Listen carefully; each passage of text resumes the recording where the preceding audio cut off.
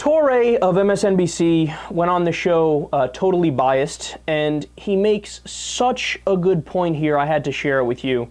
To me, I think this is the perfect embodiment of the challenge Black America faces.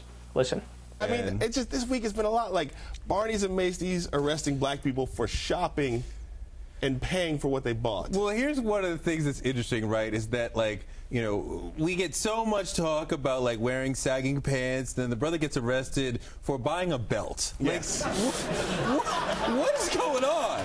Shouldn't they be warning us to buy belts? Yes. Oh, that is such a good point. It hurts.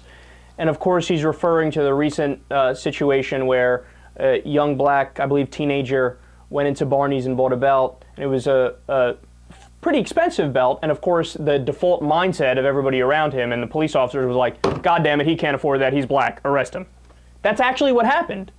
It's an amazing story.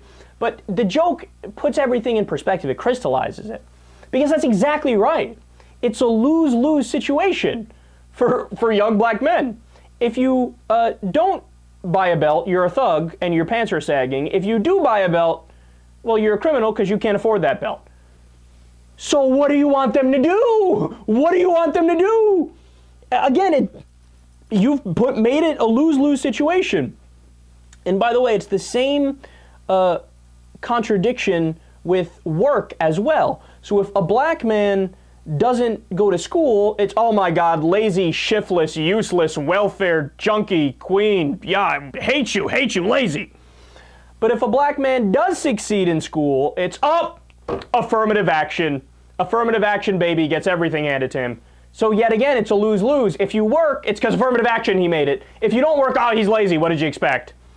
And what I think a lot of white people don't get, especially police officers, is that what they've done is they've set up a self-fulfilling prophecy within the black community. So when you hear guys like Bill O'Reilly, as he often does, he'll go on overtly racist rants and talk about how, look, it's just the statistics. The statistics show that black people commit more crime. See, it's them. Yeah, but Bill, you're missing a huge piece of the picture, which is why? Why is that the case? And often what happens, I've told personal stories about this too, where I grew up in New Rochelle, in Westchester County in New York. What you had is very diverse schooling the entire time, but you had the north end of New Rochelle, which was largely well off financially, and the south end of New Rochelle, which wasn't as well off financially. And what you had is whenever there was a party in high school on the north end, not a single police car would drive by. Never. You could literally, as we did, do keg stands in the front lawn. It's fine. On the south side, if you're in your fucking apartment, being quiet, smoking weed, they'll bust down the door and arrest you. And the police are always patrolling on the south side. Why? Because they say, oh, there's more crime there. Yeah, but wait a second. Is there really more crime there, or are you patrolling the streets and looking for more crime there? Because in your mind, you've already concluded that, well, they're black. They need to be doing something wrong. They're black.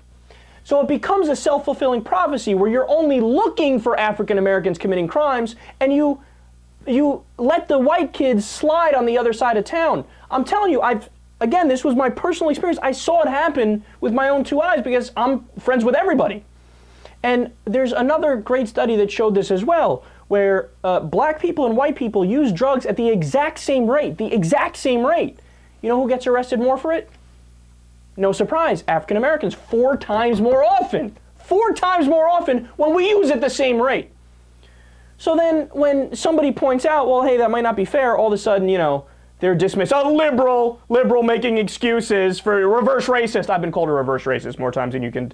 Oh, white guilt. No, it's not white guilt. I'm looking at the fucking data and I'm drawing a rational conclusion. And I haven't even brought up the fact that it was just in my parents' lifetimes that we had segregation legal. It was illegal. A lot of people don't get that. They think like, oh, get over it. It wasn't that long ago. It was the 1960s. It was in the 1980s that they finally allowed interracial marriages to happen in some states. What do you think, racism went away overnight? Of course it didn't. So there's overt racism, and there's also a lot of subconscious racism around the world. People don't even know they're racist, and they are racist. And that affects, if they're like a boss and they're hiring people, they're more likely to be tribalistic and go towards people who look like them. There are all these little subtle things.